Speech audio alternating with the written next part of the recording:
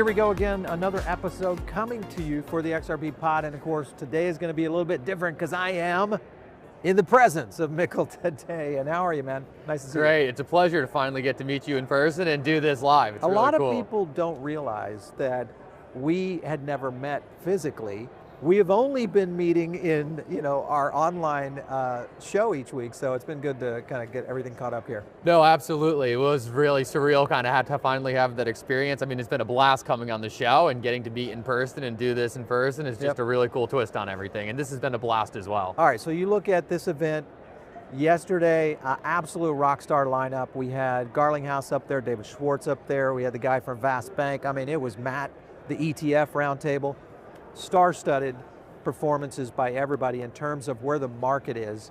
Let's go into a little bit about the strategy of what Ripple is trying to do here, because Brad mentioned a lot of different things that I think the audience needs to hear and understand. When you heard him talk about not only where they were around an IPO, where they are in clarity, what stuck out to you most?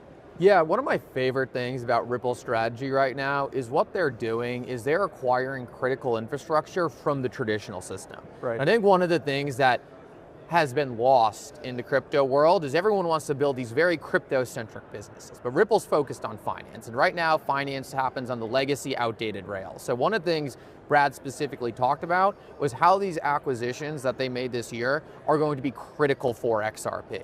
So what they're doing is they're acquiring critical infrastructure, prime brokerage, custody, and making it so this infrastructure that these traditional firms are going to plug into will ultimately become the rails, which will lead to the XRP ledger. One of the things he mentioned that I thought was super interesting was some of their plans on reacquiring shares off the secondary market, really building a business that is centered around enterprise, something that I think there's really going to resonate with investors, and also timetables. It seemed to me, while he wasn't ready to say, hey, we're looking to IPO, it seemed like he floated the idea a little bit more than previously, and one of the only reasons I could think that they'd be sucking up all those shares off the secondary market was to control that share count going into maybe a little bit more of an exciting part of the back end of the year. I think if all that plays out, he could be alluding to something there.